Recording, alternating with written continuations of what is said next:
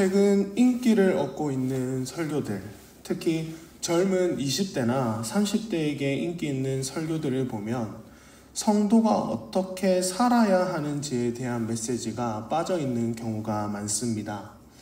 하나님의 은혜와 사랑이 아무리 건강하게 전해져도 그 은혜와 사랑에 대한 성도의 반응은 거의 강조되지 않습니다. 반면 저희가 살펴보고 있는 야고보서는 다릅니다. 그리스도인이 어떤 사람인지 또 어떤 삶의 모습을 보여야 하는지에 대한 권면으로 야고보서는 가득 차 있습니다. 오늘 본문 역시 그렇습니다. 소제목에서 보실 수 있듯이 위로부터 오는 지혜에 대한 권면을 알려주고 있습니다. 야고보는 질문으로 오늘 본문을 시작합니다. 질문은 이렇습니다. 너희 중에 지혜와 총명이 있는 자가 누구냐?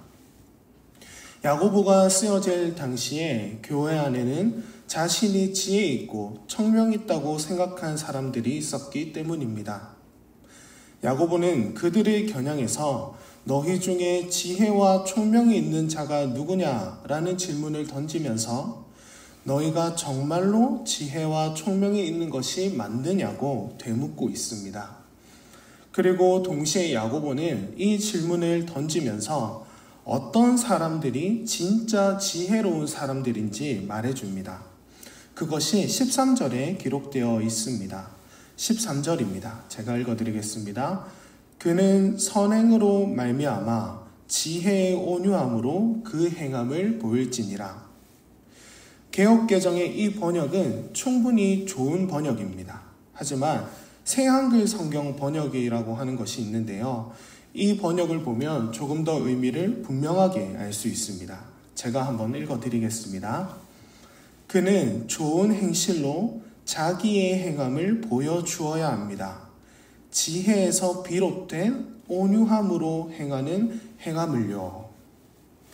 야고보는 지혜로운 사람이란 지혜에서 비롯된 온유함을 보여주는 사람이라고 말합니다. 그러나 조금 전에 말씀드린 것처럼 당시에 적지 않은 사람들이 야고보가 말하는 사람을 지혜로운 사람이라고 생각하지는 않았습니다. 그럼 그들은 어떤 사람을 지혜로운 사람이라고 생각했을까요?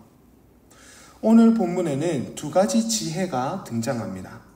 한 가지는 사람들이 지혜라고 부르던 거짓 지혜입니다. 이 지혜는 15절에 보시면 이러한 지혜라고 표현되어 있는 그 지혜입니다. 그리고 또 다른 한 가지는 지혜라고 불려야 마땅한 참된 지혜입니다. 세상에는 두 가지 지혜가 존재합니다. 지혜라고 불리는 거짓 지혜와 지혜라고 불려야 할 참된 지혜입니다. 당시 지혜라고 불렸던 거짓 지혜에 대해서 살펴보겠습니다. 15절에 이 지혜의 출처가 나와 있습니다. 거짓 지혜는 땅의 것, 정욕의 것, 심지어 귀신의 것이라고 명시되어 있습니다.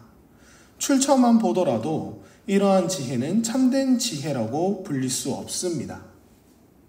그러나 문제는 사람들이 이것을 지혜라고 부르고 지혜라고 인식한다는 것입니다. 야고보는 이것을 지혜라고 여기는 사람들의 마음이 어떤지 폭로해 버립니다. 14절에 보시면 그들의 마음속에는 독한 시기와 다툼이 있다고 말합니다. 그들이 스스로를 지혜 있다고 포장하지만 속내는 독한 시기와 다툼으로 가득 차 있다는 것이지요.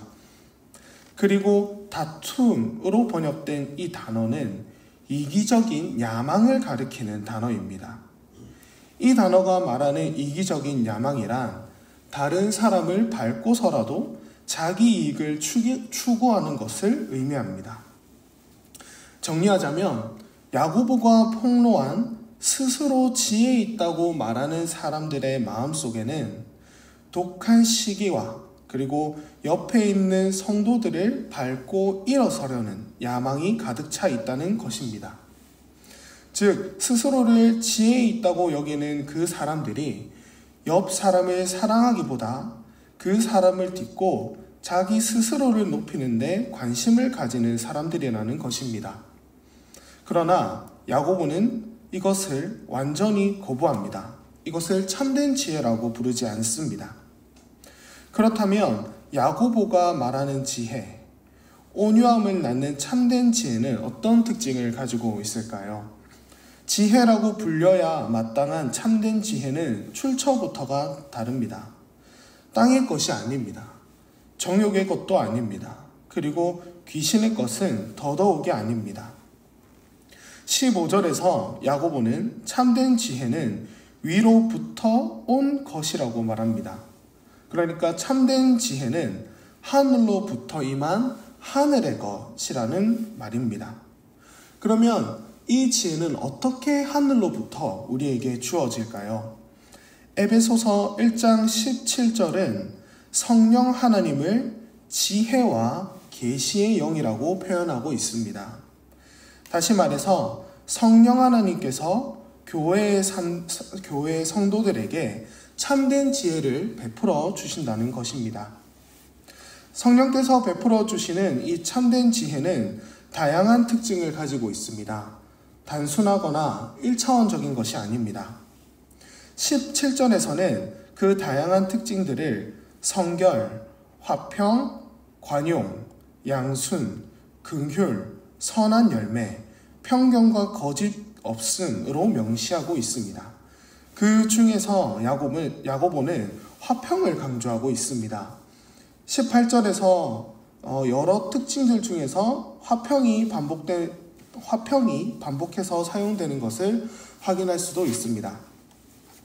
그리고 이 화평은 거짓 지혜의 특징이죠. 스스로를 높이는 것과는 정반대의 특징을 보여줍니다.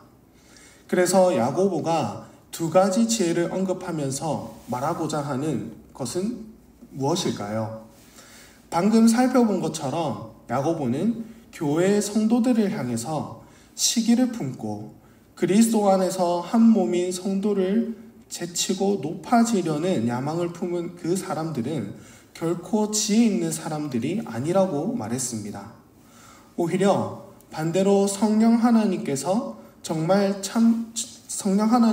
주신 정말 참된 지혜를 가진 사람들은 화평을 이룬다는 것을 말해줍니다.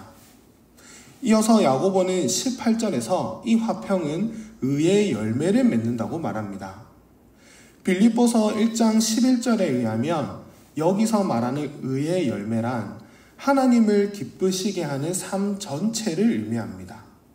즉 이것들을 종합하면 참된 지혜는 다른 성도를 밟고 높아지려는 마음이 아니라 화평을 이루며 하나님을 기쁘시게 하는 삶으로 나타난다는 것입니다. 그리고 야고보는 이것을 우리에게 살아내라고 명령하고 있는 것입니다. 말씀을 정리하겠습니다. 사랑하는 성도 여러분, 야고보는 참된 지혜는 다른 사람을 밟고 올라가려는 마음이 아니라 화평을 이루며 하나님을 기쁘시게 하는 삶이라고 말합니다. 그러나 우리 힘만으로는 이런 삶을 살기는 어렵습니다. 하지만 동시에 우리가 기억하고 감사해야 할 것은 예수님께서 자신을 낮추시고 하나님과 우리 사이의 화평을 이미 이루어 주셨다는 사실입니다. 그래서 이제는 성령 하나님께서 우리 안에 참된 지혜를 주셔서 우리가 화평을 이루는 온유한 사람이 될 수 있습니다. 이 참된 지혜는 구원의 조건이 아닙니다. 구원받은 사람이 맺는 열매입니다. 여전히 부족한 우리를 성령 하나님께서는 새롭게 해가실 것입니다.